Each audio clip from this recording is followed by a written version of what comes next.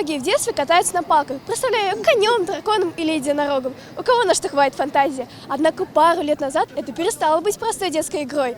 Подростки и даже взрослые самозабвенно скачут на хорсах, палках с головой лошадью. Я нахожусь на первом чемпионате по хобби-хорсингу в Башкортостане. Впервые в Башкортостане проходит чемпионат по хобби-хорсингу. Молодые всадники и их скакуны милашки борются за кубок и денежный приз 5000 рублей. Арт-квадрат полон зрителей, конечно, увидеть, как подростки проходят полосу препятствий, восседая на плюшевом коне. Дорогого стоит. Смотрится весьма забавно, но за видимой легкостью стоят реальные тренировки. Можете рассказать про хобби-хорсинг? Про хобби-хорсинг он создан в Финляндии от одной девочки. И вот сейчас он завирусился уже в многих городах России и других странах. Вот соревнования уже делают по хобби-хорсингу. И много уже кто занимается этим. Это вот мой хорс Кокос. Я с ним уже с весны. Вот. Очень хороший. И, хорс это вот такие, это почти реалистичные. Как вы готовились к соревнованиям? Мы тренировались каждый день, разные высоты преодолевали. Метр, там, например, 70-50 сантиметров. Вот. Еще я занимаюсь вот с зимы, она уже, правда, у нее 2-й год пошел. Да. С того сентября мы занимаемся хобби-хорсингом. В соревновании участвуют 2 команды из 5 юношей и 5 девушек. Спортсменам заготовлено 5 этапов. Победитель выбирается не строгим жюри, которого нет и не может быть. Напомню, подобное состязание никогда раньше не проходило у нас, а громкими возгласами и бурными аплодисментами. Какие у вас ожидания от этого турнира? Очень хороший, я занимаюсь хобби-хорсингом примерно год.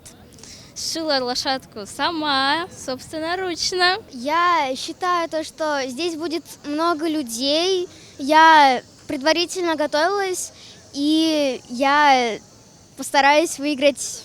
Как вы думаете, почему этот вид спорта с каждым днем становится все популярнее? Им занимаются из-за того, что он популярный. Некоторым просто нравятся лошади, некоторые хотят себя попробовать в новой сфере. Некоторые, есть вообще конный спорт, и некоторым он довольно дорогой, скажем. И некоторые нашли замену и начали заниматься хобби-хорсингом. Последние годы хобби-хорсинг стал набирать популярность во всей стране. Несмотря на то, что со стороны это увлечение выглядит забавно, но молодые ребята серьезно занимаются такими скачками. В России даже создана федерация этого движения. Чем тебя так привлекает хобби-хорсинг? Просто я родилась очень гибкая, и я с детства люблю животных, и особенно лошадей.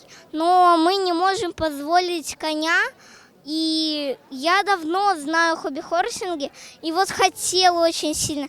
Я раньше занималась без хорсов, но я увидела и захотела. Я долго уговаривала родителей, и он у меня появился. По факту, хобби-хорсинг – это имитация движений всадника и лошади в выездке и конкуре. И не просто движений. Они должны быть красивыми, четкими, на соревнованиях учитывается скорость. То есть все почти по-настоящему, за исключением лошади. Хобби-хорсинг в России привлекает все больше новых фанатов. Несмотря на то, что человек, скачущий на палке через барьеры, выглядит забавно, это дает хорошую физическую подготовку. Жасмин Рахимова, Аделя Сурангулова, специально для Грановостей.